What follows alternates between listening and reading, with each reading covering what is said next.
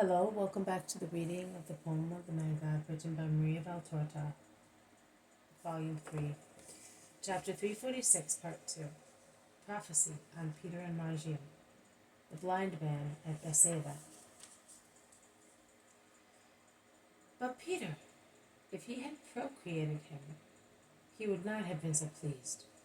He walks round him, looks at him, touches him, and asks the others, "Isn't he handsome? Isn't he well built? Look how straight he is. What a broad chest, and his straight legs. A bit thin, not very sinewy as yet, but he is promising, very good. And his face. Tell me whether he looks like the poor little fellow I carried in my arms last year, when he looked like a frail, miserable, sad, frightened bird. Well done, Porphyria. Ah, she has been very clever, feeding him with plenty honey, butter, oil, eggs, and fish, liver. I must congratulate her at once. Do you mind, master? May I go to see my wife?" "Go, Simon. I will soon be with you." Marjiam, whose hand is still in that of Jesus, says, "Master, my father will certainly tell mother to prepare a meal for you. Let me go and help her." "Yes, go, and may God bless you for honoring your father and mother."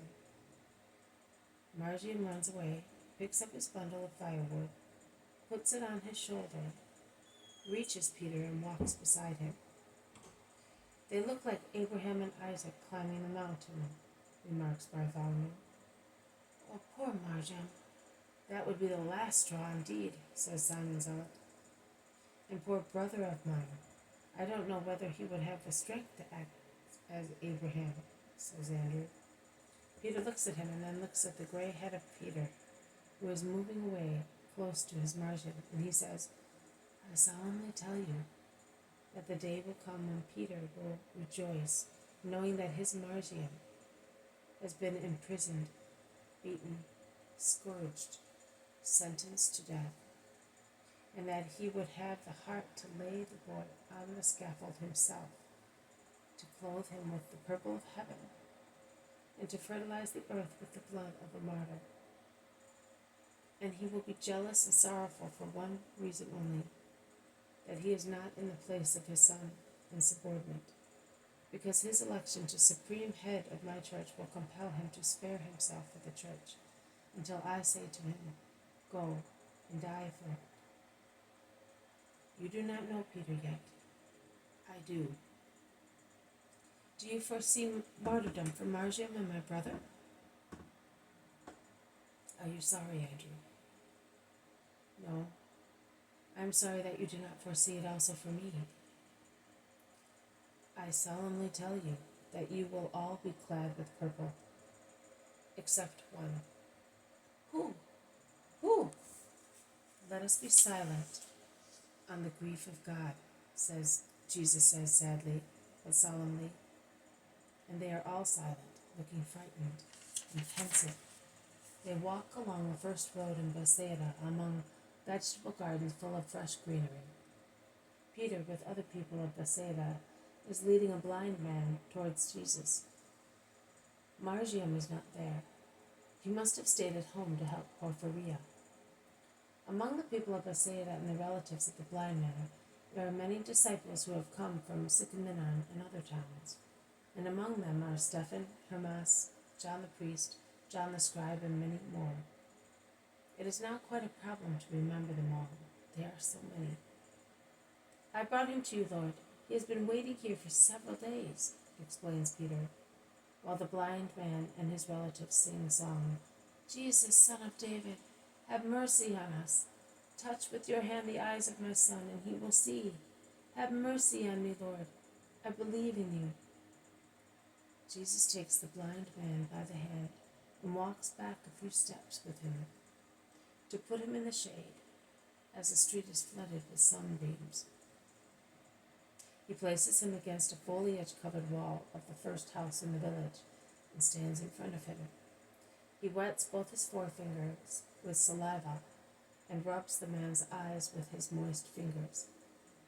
He then presses his hands against his eyes, with the base of each hand against an eye socket, and his fingers spread out among the hair of the poor fellow.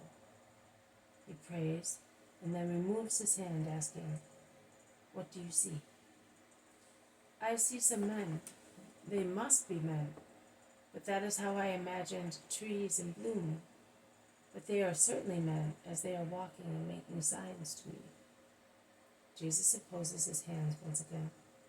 Then he removes them, asking, "And now?" "Oh, now I clearly see the difference between trees planted in the ground and those men who are looking at me. And I see you. How handsome you are. Your eyes are like the sky, and your hair seems sunbeams. And your look and your smile come from God, Lord. I adore you." And he kneels down, kissing the hem of his tunic. "Stand up and come to your mother who, for years, has been your light and comfort, and whose love you only know." He takes the man by the hand and leads him towards his mother, who has knelt down a few steps away in adoration, as shortly before she had done, imploring, "Stand up, woman, here is your son. He now sees daylight, and may his heart wish to follow the eternal light. Go home and be happy, and live holily out of gratitude to God. But going through villages, do not tell anybody that I cured you, lest the crowds should rush here and prevent me from going where it is just that I should go, to confirm the faith and take light and joy to other children of my Father."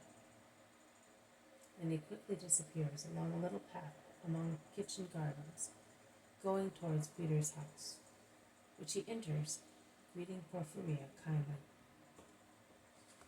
This has been a reading from the Poem of the Man God, written by Maria Valtorta, Volume 3, Chapter 346, Part 2. Prophecy on Peter and Marjiam, the blind man at Bethsaida. Thank you for listening. I will see you tomorrow. May God bless you, and may peace be with you.